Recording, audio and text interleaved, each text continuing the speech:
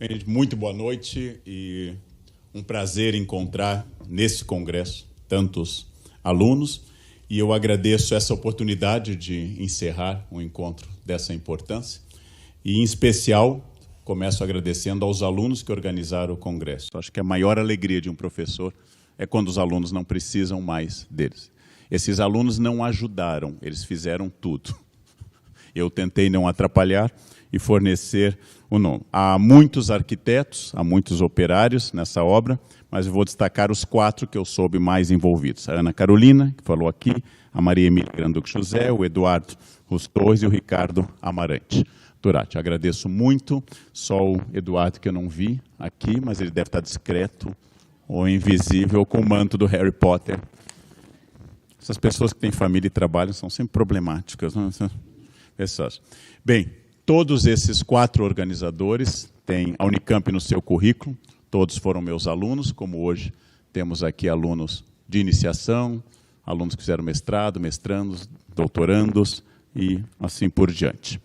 Eu vou seguir algo que era mais ou menos o óbvio que se esperava. Eu vou seguir um tom entre o analítico e o confessional subjetivo. O momento é de um certo acerto de contas biográfico. É sabido por todos nessa sala que esse é também meu último congresso na vida e que eu sairei da Unicamp daqui a alguns meses. Algumas formalidades, provavelmente pedirei demissão em fevereiro ou março. Foram 23 anos nessa Universidade Estadual de Campinas, são 37 anos de magistério. E 32 anos desde que eu encontrei numa sala da USP pela primeira vez a avó de vocês, Janice Teodoro.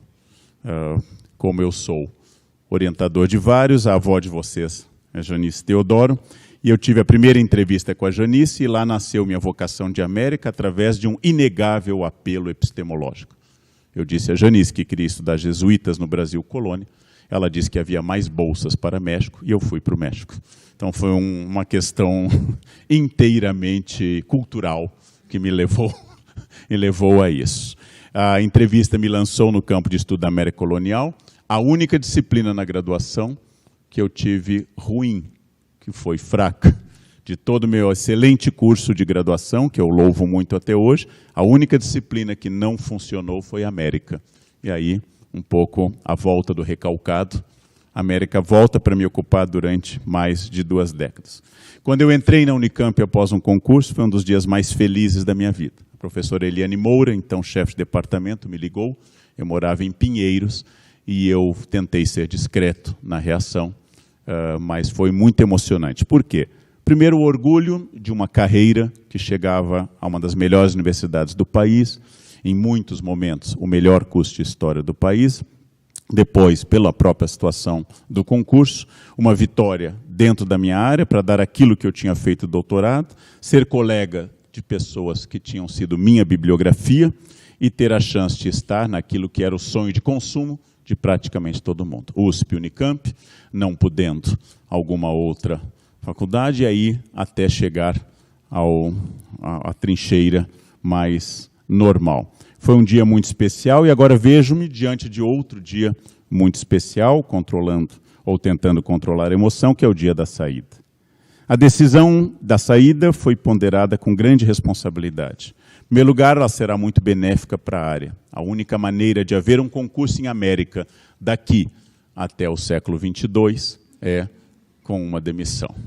E acho que poder fazer agora e poder fazer essa demissão que eu farei renova a ideia da importância da área de América colonial.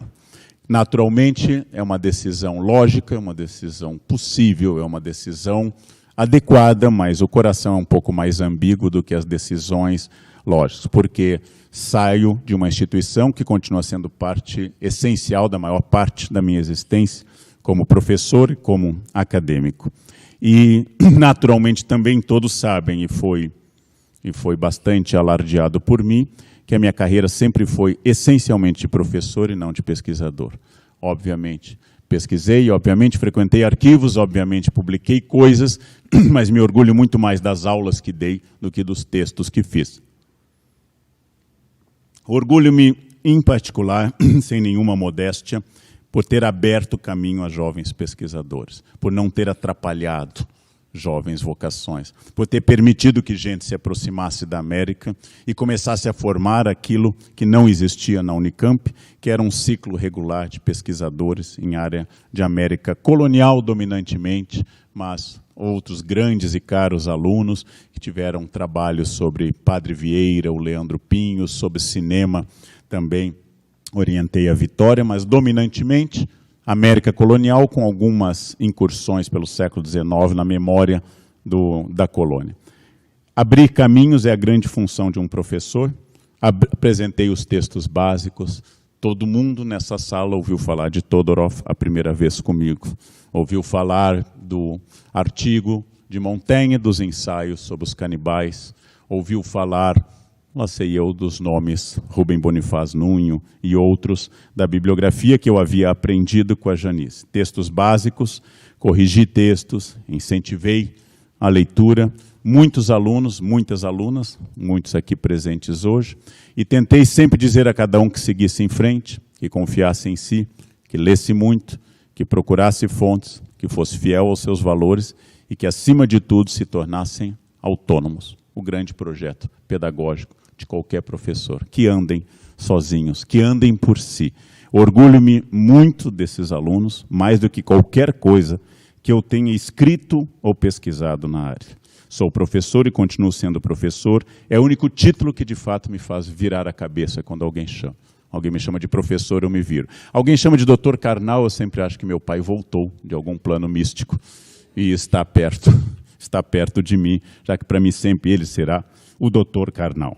Seguindo os passos da minha orientadora na USP, com quem tive o privilégio de jantar ontem por ocasião do seu aniversário, enfatizei a crônica colonial, especialmente Mendieta, Sahagún e os outros cronistas, e me tornei um especialista nesse conceito da alteridade da etnocrônica. A crônica era um recurso possível na década de 1980. Os arquivos eram mais distantes, não havia internet, as viagens eram muito mais caras, e minha primeira viagem ao México foi paga pela Varig em 10 vezes. Era tudo mais complicado do que hoje. Tudo era mais difícil e não havia nenhum acesso digital. E os arquivos pressupunham uma relação pessoal com a arquivista e muito menos profissional do que hoje. Assim, trabalhar com a hermenêutica textual da etnocrônica foi fundamental para definir o meu campo e o campo de muitos pesquisadores. Conceitos de aculturação, mestiçagem, hibridismo, conversão, indigenismo, identidade, alteridade, cristianismo, sobreposição cultural, sistema colonial. Havia muitas vozes a resgatar e analisar, e tais foram os eixos da minha carreira na Unicamp. O indígena genérico deu lugar à diversidade real, quebrada a unidade que a colônia lhe impôs. O bom selvagem sumiu diante das demandas históricas de sociedades quentes, dinâmicas, cheias de acontecimentos, com identidade própria, com datas, nomes e fatos, que são as sociedades indígenas. A arqueologia brilha, mas não esconde que existem ainda essas mesmas comunidades indígenas e que, ao lado do resgate histórico e arqueológico, há uma realidade antropológica e política pulsante e atual. Os massacres inaugurados pelo contato do século XV, aprofundados no XVI e piorados no XIX, estão presentes, infelizmente, contínuos até hoje na América. Estamos em um novo momento de avanço sobre terras indígenas, de desvalorização de indígenas e de atualização dos discursos anti-indigenistas. Parece que, momentaneamente, o debate vai a Dolit, está dando vitória a Sepúlveda. Os índios são servos por natureza, são inferiores e devem ser escravizados. Houve mudanças nessas décadas. Minha orientadora e a maioria dos colegas da geração dela, grandes professores da USP que me trabalharam em vários conceitos, eram colegas todos da área de Brasil, que acabaram fazendo um trabalho em América. Janice Teodoro, que me guiou durante tanto tempo, tem doutorado em História de São Paulo colonial. Todos trabalharam no Brasil, todos seguiram para uma nova pesquisa que não fez parte da sua formação original. Eu já pertenço a um outro momento, uma tese tratando de Brasil e México, que seria o estágio intermediário. E, finalmente, chegaram os alunos não mestiços, os alunos puros, aqueles que não entravam num quadro, num biombo de castas. Finalmente, chegaram os alunos que, na formação, faziam iniciação científica. No mestrado e no doutorado, se dedicavam inteiramente à colônia. Jamais haviam estudado o mainstream, que era o Brasil. É uma nova geração, uma terceira geração e já, nesse momento, uma quarta geração de pesquisadores.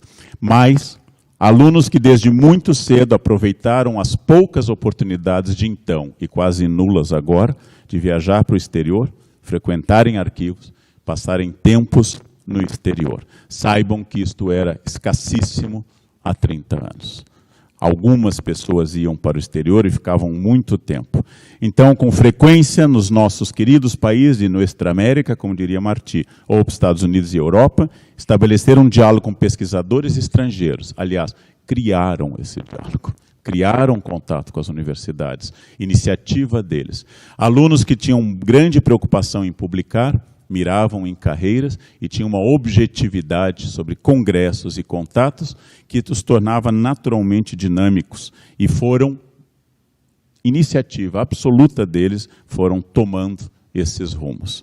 Representam uma nova geração de verdade, melhor do que as anteriores na objetividade, melhor do que as anteriores na própria carreira e, acima de tudo, o elogio que eu fiz dezenas de vezes nessa universidade para alunos meus ou do professor José Alves. O elogio, que pode não parecer muito, seu trabalho poderia ser defendido na UNAM, seu trabalho poderia ser defendido na Universidade de São Marcos, seu trabalho poderia ser defendido na Universidade de Buenos Aires. Isso é um grande elogio. Significa, você pode tocar Chamber em Viena. Você pode dançar samba no Morro da Mangueira. Você pode ir ao berço da produção e será uma produção boa.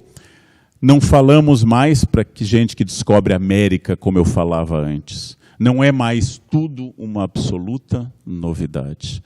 Falar hoje de Nova Crônica e Bom Governo, de Felipe Guamán Poma de Ayala, não é mais uma aula nice to meet you, já é uma aula universitária. Não preciso mais explicar sempre quem foi. Este é o brilho da nova geração, isto fará toda a diferença.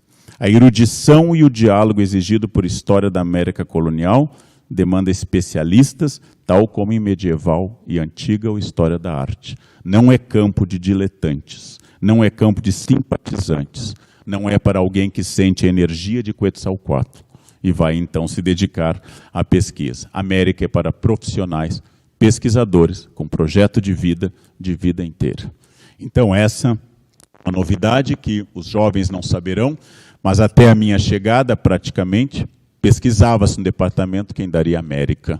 Em quase nenhum lugar havia um professor de América. E as pessoas davam, eu já trabalhei com o Brasil Colônia, então vai, você leu Gândavo, você leu Léry, então vai dar México. Bem, isso mudou. Chegamos, enfim, a um momento profissional da área.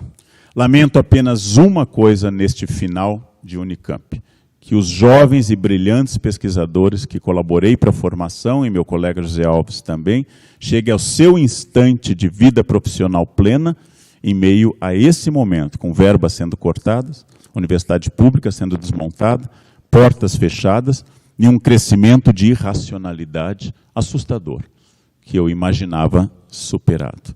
Se há 30 anos ensinávamos que o século XVI superou o terraplanismo, eis que nós temos agora que debater se Fernão de Magalhães, de fato, deu a volta ao mundo.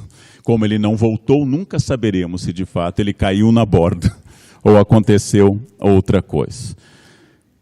É difícil falar para vocês, mas é um momento muito difícil para a pesquisa, para as humanidades e para o próprio Estado democrático de direito. A geração de Sartre amadureceu na França com o terror da ocupação nazista. A geração da Janice Teodoro conviveu com a repressão da ditadura e com a tortura. Vocês têm agora seu próprio karma. Questão importante. Muito importante ouvirem esse conselho. Situações políticas passam. E passam rapidamente. Mais do que vocês possam imaginar. Vinguem-se estudando, produzindo e sobrevivendo. Pelo menos vocês são mais novos do que ele. E o tempo, matéria-prima da nossa área, é um imperativo insuperável e há de conduzir na ordem natural das coisas, ao túmulo, primeiro o carrasco, e ressaltar depois as vítimas. Cabe aqui uma lembrança, já que eu falei de túmulo, alguém que partiu muito precocemente para a nossa área, o professor Héctor Hernan Bruy, pioneiro da área de América aqui na Unicamp. Era o nosso selvagem araucano. Quem o conheceu entendeu a Guerra do Arauco, entendeu a violência do grupo mais resistente ao domínio espanhol em todas as Américas. Profundamente inquisitivo, profundamente duro nas perguntas, sempre honesto. Leitor contumaz de livros clássicos, sem diplomacia pequeno-burguesa e defensor dos estudiosos da área. Bruy não tolerava turistas, não tolerava diletantes, não tolerava pessoas interessadas na área. Por vários motivos devo a ele meu ingresso na Unicamp. Infelizmente ele se aposentou assim que eu entrei e mais tragicamente faleceu logo em seguida. O seu caráter direto sempre fará falta em épocas dissimuladas. Ele era uma voz que seria importante ouvir hoje. Bruy, como todos sabem, fez uma linda livre docência sobre o dominicano Las Casas. Trabalhou com o conceito original, criado por ele e pouco possível de ser operacionalizado sem algum sorriso, que é melação do sistema colonial. O índio melou o sistema colonial. É quase impossível explicar a um estrangeiro esse conceito historiográfico de melação do sistema. Bruy trouxe uma sensibilidade sobre o campo da negociação indígena, que estava pouco afeito à sua formação original, fortemente calcada no materialismo histórico. Se o materialismo histórico ressaltava, acima de tudo, e obsessivamente, o enfrentamento, Bruy tratava de campos pouco afeitos a essa historiografia clássica marxista. Por exemplo, difusão de doenças, o plantio de garbanzo, ou então a melação do sistema. O gancho de um Bruy que conseguiu sair da sua matriz original, militante socialista no Chile, migrante para o Brasil, depois professor de América, o gancho de Bruy me leva a Las Casas, que me leva ao meu colega de área, professor José Alves de Freitas Neto. Curioso, o Bruy esteve na minha banca de doutorado no fim do período cenozoico, mais ou menos. Viramos colegas na Unicamp. Eu estive na banca do professor José Alves e viramos colegas na Unicamp. Antes da Unicamp já tínhamos amizade fraterna, aquela que ficou histórica entre Febvre e Marc Bloch. Foram projetos em conjunto, desafios, teias de saber, cargos, e meu amigo Zé foi adiante na carreira com brilho, autonomia, foi adiante na livre docência e nos cargos.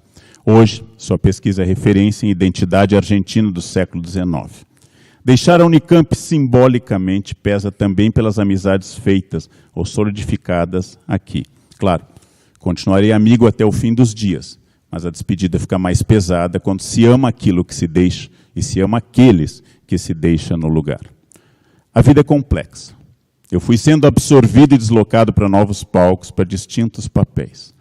Assumi um posto de intelectual público, com a presença midiática forte, para a alegria de uns e sofrimento de muitos. Sempre fui inquieto, sempre almejei ampliar o alcance das ideias. De muitas formas, repito hoje para milhões, o que antes dizia dezenas na sala de aula. Leiam, aprendam, combatam o racismo, defendam a liberdade, conheçam Hamlet, escutem Bach, amem o Estado Democrático de Direito, condenem a tortura em qualquer hipótese, em qualquer época, criem autonomia, defendam a liberdade de expressão e leiam. E quando estiverem cansados, leiam. E depois um pouco mais, leiam. Sejam livres e felizes. Essa foi em grande parte a minha mensagem em sala de aula, ampliada por cafés filosóficos, presença em jornais, presença na mídia, em vídeos e palestras. A todos vocês, eu repito, o que tem sido um lema de vida, um lema importante. Sigam a luminosa frase do grande Jorge Luiz Borges. A leitura é uma forma de felicidade. Com o tempo vocês perceberão que é a grande forma de felicidade. E se não estiverem felizes, escrevam, que também ajuda. E depois leiam mais. Meus queridos alunos, vocês foram a causa maior para eu ter chegado até aqui. Quando eu olho as carreiras, o esforço, o crescimento, a garra de vocês, sempre me emociona. Quase todos os meus alunos foram além do que eu fui. E isto é uma alegria. Vê-los aqui, inseridos em carreiras, lutando na carreira pública ou em outros campos. É muito bom, porque, de novo, aquilo que eu disse a princípio, eu reforço agora. O desejo de um professor é sempre esse. Ouvi isso da minha professora de piano há mais de 45 anos. Desejo que vocês toquem melhor do que eu. Foi um sonho ter sido apenas o fósforo inicial de estrelas com luz própria como vocês, todos e todas. Foi um sonho de repetir com outra chave hermenêutica a ideia nietzschiana do torna-te quem tu és. Aqui vai o meu mais sincero e profundo muito obrigado. De novo, fui exclusivamente uma coisa, professor, e gostaria de continuar sendo. Encaminho para algumas conclusões. Todos nessa sala conhecem a obra do uruguaio José Henrique Rodó, falecido em 1917. Ele lançara no último ano do século XIX, em 1900, a conhecida obra Ariel. A obra obteve um sucesso impactante logo no início.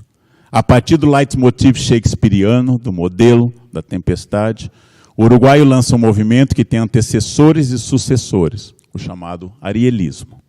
Sabemos ter uma concepção aristocrática de cultura, de base liberal, com a condenação do utilitarismo e, acima de tudo, do modelo que ele supunha ser o modelo dominante de cultura prática aos Estados Unidos.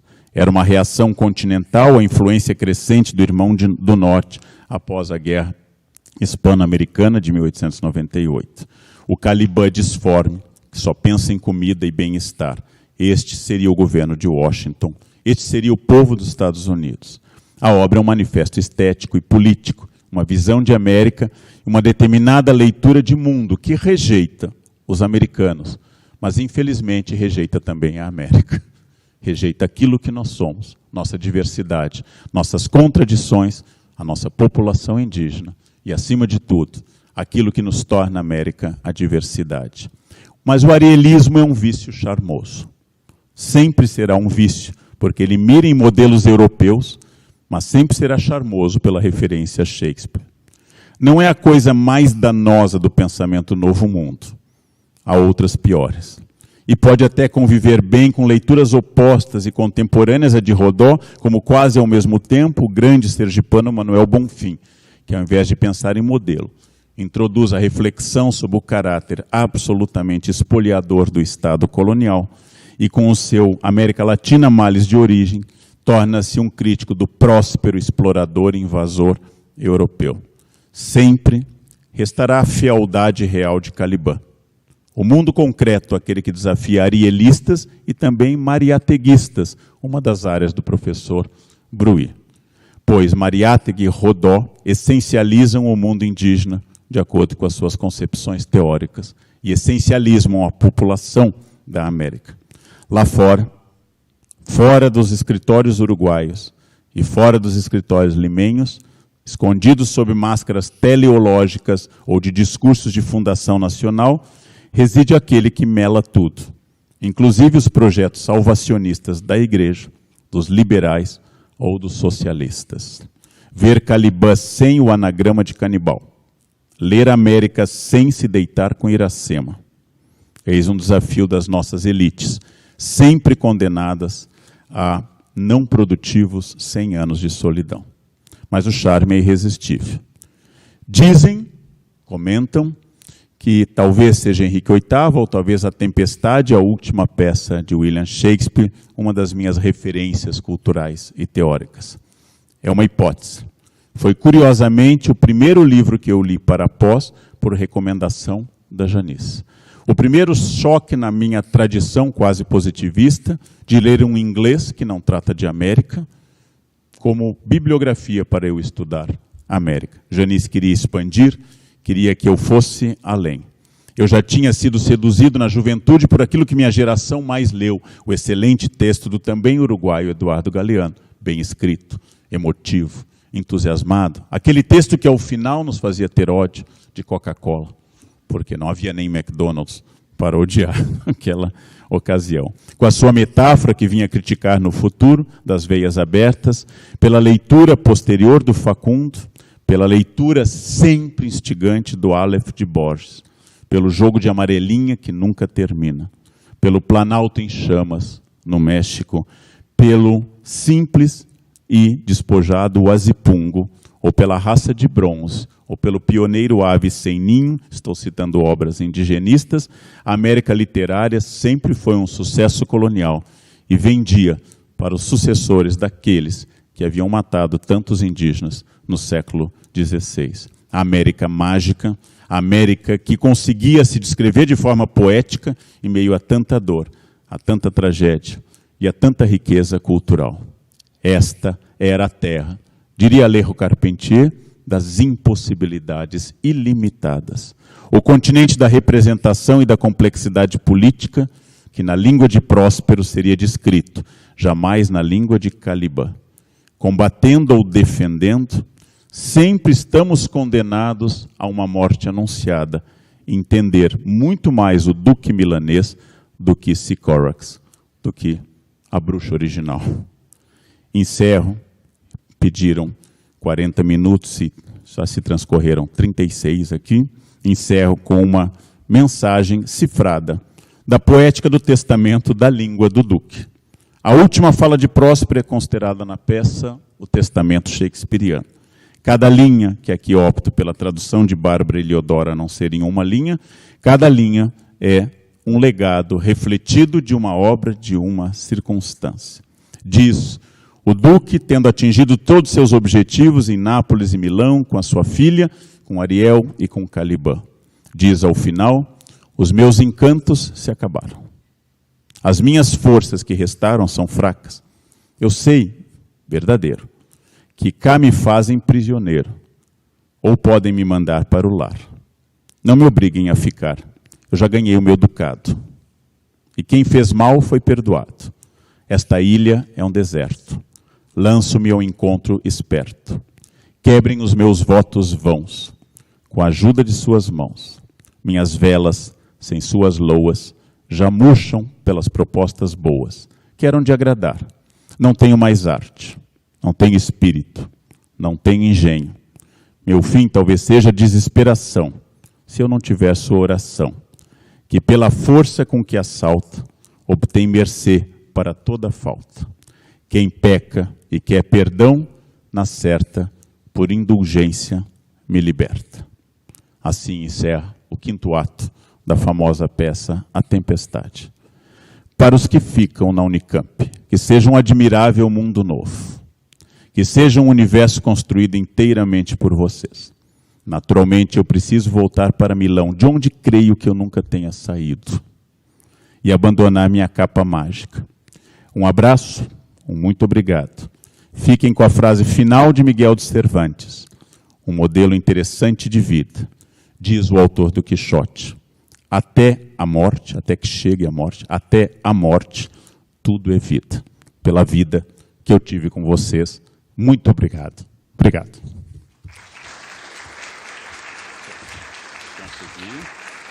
Obrigado.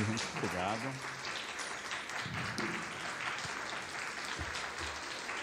Obrigado. Muito obrigado. Obrigado. Muito obrigado. Obrigado. Consegui chegar ao fim fixo e sem olhar para o lado, para não ser traído. Então, por favor. Bom, a gente quer agradecer, em nome do Leia, a presença do Leandro, o seu apoio constante e essencial não só para a realização do primeiro Congresso de América Colonial, que aconteceu em 2017, mas também a essa 2ª edição que nós encerramos agora. Alguns aqui sabem da dificuldade que foi manter o evento pela falta de verbas, o que se repete também na questão dos inscritos. E a gente sabe, somos gratos da dificuldade que foi para os inscritos virem para cá também. Sem vocês, o evento não teria acontecido. Então, muito obrigada. O Leandro financiou parte fundamental do evento, que ele não precisava fazer, mas ele fez, porque ele acredita, sobretudo, no nosso interesse em manter essa experiência viva. O papel do Leandro na Unicamp também se reflete em outras universidades brasileiras que receberam seus ex-orientandos, parte deles aqui presente, para prestarmos essa homenagem a você, Leandro, que a gente decidiu fazer. Cui bono, a quem interessa? Era assim que o Leandro começava suas aulas de História da América. Essa pergunta ela era direcionada a nós, alunos, que tínhamos pouco conhecimento sobre o mundo americano. E, a partir dela, ele começava a ensinar as intenções e olhares acerca da história da América. Por que ela foi escrita dessa maneira? Dessa forma, ele nos instigou não só a ler os documentos, como a não ter medo dos documentos. Nos instigou a expressar nosso olhar, ao mesmo tempo em que ele cobrava uma leitura crítica das fontes. O Cui bono me acompanha como aluna do Leandro há 11 anos e me acompanhará não só na carreira, mas, sobretudo, na forma como eu passei a enxergar o mundo. Agradeço pessoalmente a você, Leandro, por acreditar na minha escolha de estudar América, na minha forma de ler, nas minhas intuições e vontades, o que inclui organizar 2 congressos em períodos conturbados para a ciência. O Cui bono me marcou e agora é partilhado com todo o Brasil, um andamento nobre que você resolveu dar à sua carreira. Então, por mim, muito obrigada, Leandro. Agradeço, Ana.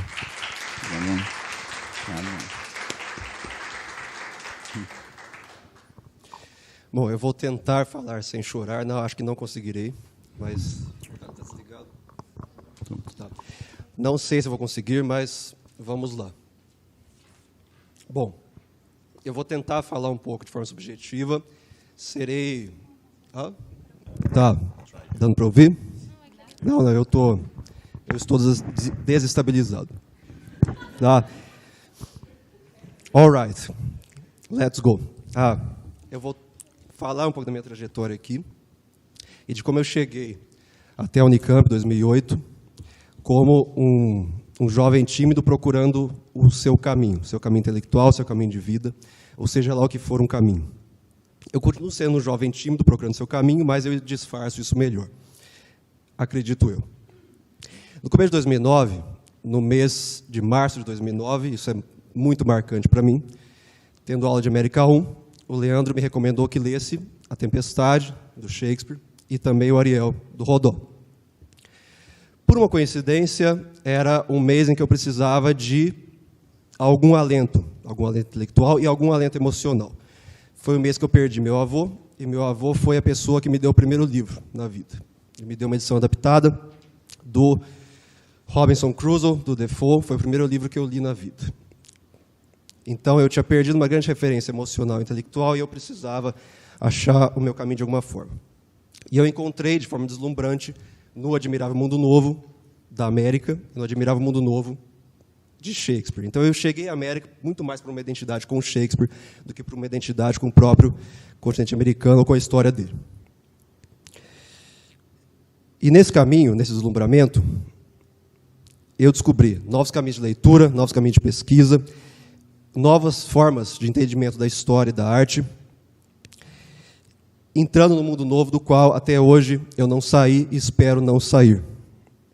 Eu ainda considero que nós somos feitos do mesmo material dos sonhos e que nós estamos cercados por um sonho. Alguns anos depois, a esse deslumbramento inicial, a figura do Leandro passou a ter um sentido diferente para nós e para todos.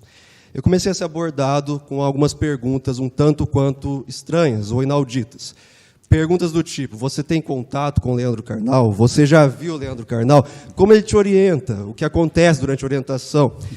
Perguntas muito esquisitas que eu ouvi e achei estranho e tentei evitá-las e rechaçá-las. Porém, depois de muita reflexão, eu cheguei à conclusão de que isso era fundamental.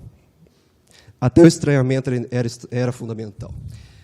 Porque, finalmente, nós tínhamos um pensador que estava levando o que nós fazemos aqui para fora da universidade.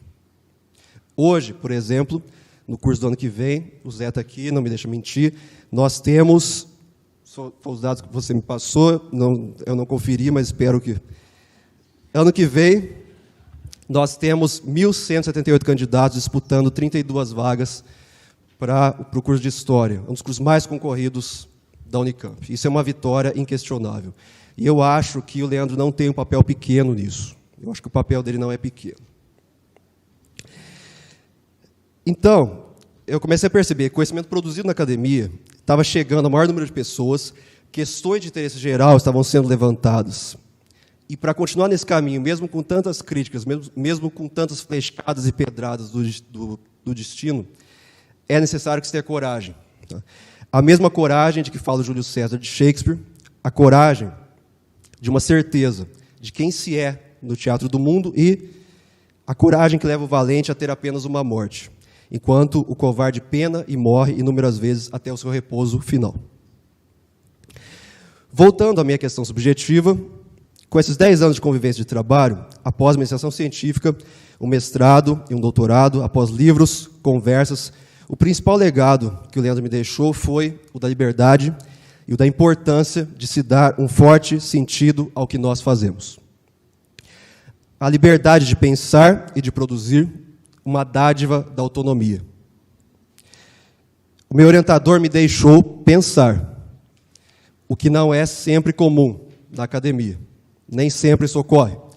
A atribuição de sentido foi o entendimento de que a vida, o tempo e a história não precisam seguir as palavras de Macbeth, sendo um conto narrado por um idiota, cheio de som e fúria e sem sentido algum. A vida e a história são cheias de som e fúria, mas seu sentido e seus rumos podem, em parte, ser guiados por nós e pelos grupos dos quais somos parte. Leandro me mostrou alguns dos ladrilhos que pavimentam esse caminho, a mim e a muitos outros de seus alunos, que também tiveram liberdade para dar sentido ao seu próprio caminho e para pensar. As pessoas hoje aqui presentes demonstram que diversos ladrilhos foram instalados. O caminho já é longo, sua influência e sua importância se estendem. Você nos ensinou que, se a história é um pesadelo do qual tentamos acordar, agora citando Joyce e não Shakespeare, alguns vislumbres da realidade oculta pelo pesadelo podem ser entrevistos. E para isso precisamos de pensadores, e principalmente de professores, que nos forneçam lampejos de luz para nos auxiliar a nos entendermos e a entender aos outros. Saber se o caminho é o caminho do ser ou o caminho do não ser. Leandro, você fez isso na Unicamp, fez em diversos lugares ao redor do Brasil, levando a liberdade do pensar e a possibilidade de atribuição de sentido por onde você passou. Muito obrigado por tudo e continue seu caminho. Obrigado, Ricardo. Obrigado. Obrigado. Serei breve, falarei umas poucas palavras que me foi pedido. No processo de organização do evento, entre conversas e reflexões sobre a possibilidade de mantermos ou não o evento, chegamos a um consenso de que era não apenas importante para nós mesmos e para o próprio grupo, né, para o Leia, seguirmos adiante, mas também necessário dar continuidade ao evento como forma de expressarmos a persistência cara aos pesquisadores de não abandonar no primeiro instante o seu objeto de estudo. No nosso caso, o objeto que nos tem trazido até aqui, que é o conhecimento, a promoção da ciência e a valorização de uma troca de saberes e de ideias quando reunimos diferentes colegas. Negar o evento e deixar de lado esse objeto seria trilharmos o caminho mais fácil para os dias de hoje. Considerar que tudo é negativo, como se não tivesse qualquer importância. Pensamos, então, que enquanto as pessoas não despertarem, isso continuará igual, de negar, como se não tivesse qualquer importância. Porque aqui cito Saramago, ao falar de outra realidade, muito do que se faz para nos manter a todos na abulia, na carência de vontade, para diminuir a nossa capacidade de intervenção cívica. Realizar o evento nesse momento em que há uma cegueira coletiva, com personagens sem nome, fazendo um paralelo ao evento contado por esse mesmo Saramago, em seu ensaio sobre a cegueira, é perceber o poder da palavra abrir os olhos face a uma situação nebulosa, o poder do conhecimento face a esses tempos brancos. Arriscamos diante dos perigos de não dar certo, insistimos e tivemos um resultado excelente. Ótimos trabalhos, conversas e trocas frutíferas, encontros de ideias e de pesquisas. Se, como Guimarães Rosa, aprendemos que viver é perigoso, com Leandro Carnal, nosso orientador e o coordenador do LEA, o Laboratório de Estudos Americanos, essa aventura é menos solitária e cáustica. Isso porque com ele jamais deixamos de sonhar, vivendo os versos de Calderón de la Barca que proclamara: a vida é sonho e sonhos, sonhos são. A vida é sonho e sonhos, sonhos são. Ousaria dizer que nossos sonhos estão sendo porque somos aquilo que sonhamos e fazemos de nós a partir do que o Leandro sonhou e fez conosco em todo o processo de orientação, aulas, ensinamentos. O meu muitíssimo obrigada por tudo. Eu só quero terminar lembrando aqui alguns professores que não puderam vir, mas que mandaram um forte abraço. Vamos lá. Michael Hall, Luiz Marques, Nery de Barros, Fernando Teixeira, Leila Mizan, Lucilene Reginaldo, Rui Luiz, Tiago Nicodemo, Eliane Deckman Fleck e Alexandre Varela. E os alunos: Leandro Garcia, Evandro Domingues, Flávia Pietro Godoy e o Eduardo Rus Torres. É isso, obrigada. Obrigado.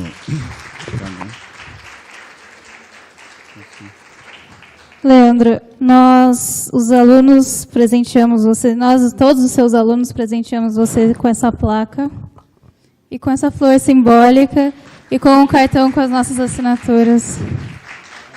Obrigada por tudo e obrigada a todos por estarem aqui, fazerem parte do evento. Quem sabe a gente continue um dia. Eu estou lendo Shakespeare sem óculos.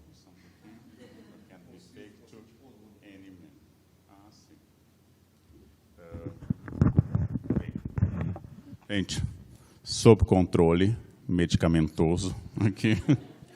A placa diz: agradecemos imensamente pela dedicação, com excelência, entusiasmo, ensino e pesquisa ao longo dos anos na Unicamp. E aí vem um trecho do Shakespeare, do Hamlet. Acima de tudo, tenha consigo como verdade, seguia noite em dia, que você, se for verdadeiro consigo, não poderá ser falso com nenhum outro homem. Tradução livre. William Shakespeare, dos seus alunos da Unicamp, Campinas, 25 de outubro de 2019. Gente, muito obrigado. Em geral, eu não gosto de surpresas.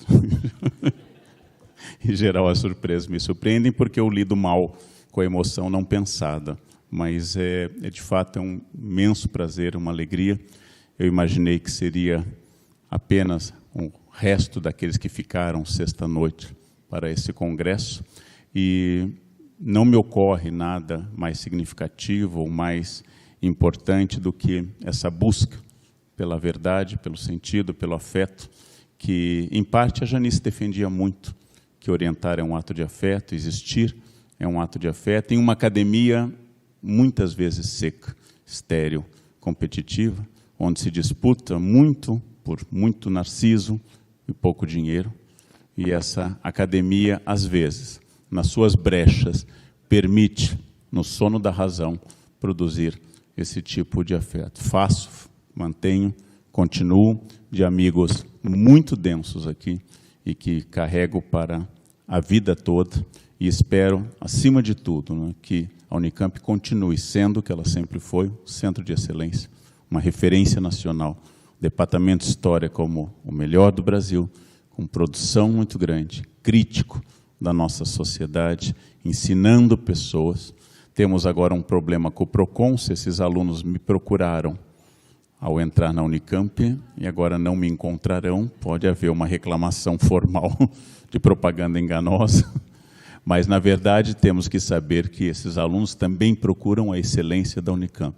E eu sempre imaginei que esse crescimento do número de alunos se devia aos ataques públicos que a história sofreu. E, graças a isso, a excelência do ataque mostra a qualidade da nossa causa. Pelos nossos inimigos, saberemos a nossa virtude. Por aquele que nos combate, saberemos do nosso valor. De fato, é uma honra. Gabriela trouxe as flores, obrigado, Gabriela. Lindas orquídeas, panópolis, muito obrigado. E para todos vocês, realmente, eu desejo aquilo que muitas vezes eu encerro crônicas de jornal. Eu preciso sempre ter esperança. sem esperança, nem que seja uma esperança do estilo Alcoólicos Anônimos, só hoje, só no dia de hoje.